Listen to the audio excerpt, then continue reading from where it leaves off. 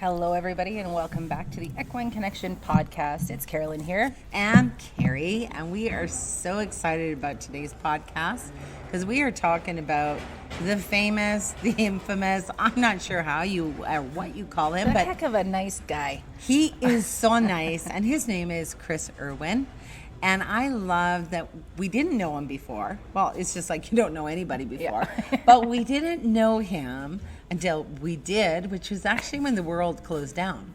And Carolyn had already been friends with Chris, and we're not sure exactly I saw how. something of his training, and I was like, oh, I like that. I like how he says that. So I sent him a friend request, and he accepted it. And I was like, oh, This is so exciting. he accepted me. Now we're friends. So, any hoodle, now we're having our conference in person, and Carolyn comes up with, why don't we ask if Chris Irwin wants to be a part of our conference? So, boom, here we've got the great Chris Irwin coming. And you know, you don't know what you don't know until you do know.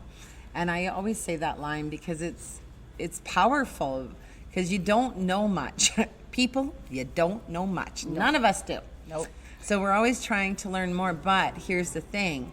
When you actually learn the stuff, you have to be accountable to your horse, because in our certification, it's always the welfare of the horse first. The foundation is not using horses. We work with horses, and literally we allow the horse to be the teacher. We are not using horsemanship techniques.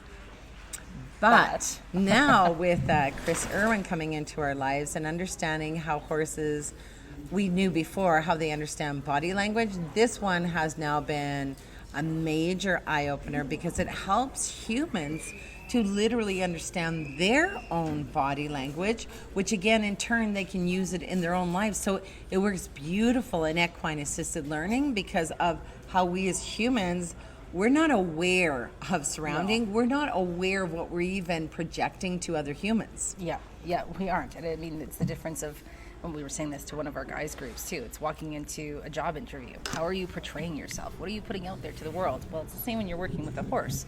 How are you actually putting yourself out there to a horse? Are you coming in full power and energy straight to their face? Or are you adjusting yourself so it's an inviting piece where you are partnering with them in a more lovely way that's more reciprocal too? But even paying attention to their body language on that different level as facilitators, I think, is huge. It's huge. But this is the learning curve, people. Yeah. You don't know everything right away. So there is a practicing piece, but now that we do have this information, we have to implement it. It's our responsibility to the horse. Do so. Yes, exactly. And you know, Chris's big thing is the push, block, and draw. And you know, we do this as human beings all of the time. We push our energy into people when we're wanting to show them that this is what we mean. Yeah, or a dominant piece. Or dominant piece as well. And that's huge because in a horse, if a horse is bending into you, he's showing you that he's the dominant versus us. And we need to be the dominant because, well, we work with them and we need to keep them safe in equine-assisted learning. The draw piece is so powerful too because even for Carolyn and I, we're so aware of our body language. Not of my body necessarily, but my body language I'm learning. That's so very true.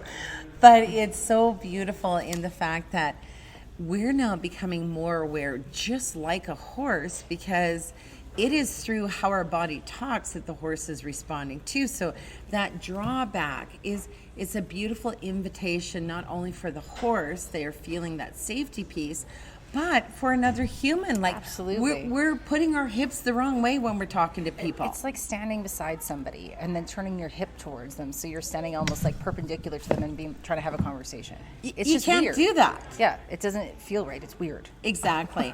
And a block is something we use as humans in everyday life, but the horse needs it too. It's just like, it's kind of like that wall or that security. It's neutral piece, just meaning we don't go forward, we don't go backward, we don't do anything. I'm not asking anything of you right now. We're just here. And that's where those parallels in equine-assisted learning are so brilliant with what Chris Irwin is helping us to understand. We have started implementing and now changing some of our approaches in the verbiage that we say to our clients because we need to talk horse. if you are trying to run businesses where it's your humanism that's going onto your horse, it will fail because it's still human going onto human. Yes. Horse can only think, act, and respond like a horse. So these are the things, again, with our certification, blows my brain because it's always about them first. How do we need to change? Because when we make those changes, it actually applies in our everyday life. Absolutely. It's a huge piece of all of it, just to figure out those pieces and try to implement it as soon as you can for the horse's benefit, but still making it understandable to people who are non-horse people, because they aren't. No. But the cool thing is we've done a lot of these things without even knowing that we've been doing them. But now Here's a fist pound. Yeah. We're doing a fist pound right there for you guys. Visualize it because we're so proud. We're very proud of that piece. But at the same token, the ability to say that we're not leading from the head. We've always hated when people pull on the horse's head. You're not supposed to. Drives us. You want them to want to come with you, to move together, right?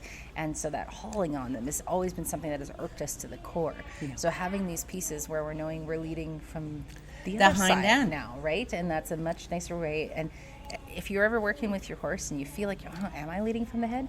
Think of the IKEA shopping cart. If you've ever driven an IKEA shopping cart, you got to lead from the back, or a wheelbarrow, or anything like that, right? Because that's how it moves. And it's that having that difference in them moving with you versus trying to force. And you can't force a horse to move, but they want to get out of the pressure. So it's not fair to ask them that way. It's like saying, okay, come with me, my friend, and you just start shoving them. It's not the appropriate way necessarily to work with them. And that's why equine-assisted learning is so brilliant. Absolutely. Well, again, going back to ours, it's so powerful because it relates so much to life and the world. But one huge thing to keep in mind, even with our horses, a horse is a horizontal being with their spine. Yes. We are vertical with our spine. So with a horse moving, and as Carolyn was saying, the IKEA shopping cart or skiing or anything, we discovered we're doing things the wrong way because we're giving the horse the wrong moves for how his body moves. So if he is horizontal, that means back end moves first, which means of course his girth will come and then his nose. So you see the power in how the back end rolls. That's beautiful. That's how they know how to move. And we have humans who are bending at the neck all the time, making horses move in shapes that we know horses do weird shapes all the time, and they can bend but not fold. No, we don't want the fold happening. So it's really important to understand, how does a horse move? Yeah. And again, in equine-assisted learning, you got to know this because that's the power of being aware of who I am in this life, our surrounding of everything that we have. How are we presenting our language? And of course, with the horse, how do they do it? Because this is what they know. They're prey animals. This is what they do in the herd. Yep, exactly. And we've had people before, because they're not going to learn English. Yes, they can understand a cue or something like that, or right, they get some of these things because we use it in repetition, but it's not fair to ask them to only speak our language. The fairness comes in when you have a reciprocal relationship where you can actually hang back for a second and say, what am I projecting? What am I actually saying to my horse? Versus expecting them to just work with what we're giving them. It's not fair. It's not fair. Doggone it. So seriously, everybody, take a look at chrisirwin.com website. It is absolutely stunning. You will learn profound things. And remember, you don't know what you don't know till you do know. But when you do know, you are now accountable to that horse's well-being. You have to implement the things that a horse literally understands, because a horse can only think, act, and respond like a horse. They will never, ever, on God's green earth, ever think, act, and respond like a human. Yeah. Only we get to do that. And we're confusing regularly. That's all there is to it. Yeah. So, yeah. So enjoy that. Check out some of his stuff. And he does have an online course as well. It's just escaping me the name of it. Mind Your Horse. Mind Your Horse. Check it out because it is a very impressive piece that you can learn a lot from and apply all of that learning to. And it's online to start with. It's online, and you can keep pressing rewind, because trust me, my friends, I press rewind on a regular basis. And ask I'm all like, the questions. what's he saying? Yeah. What?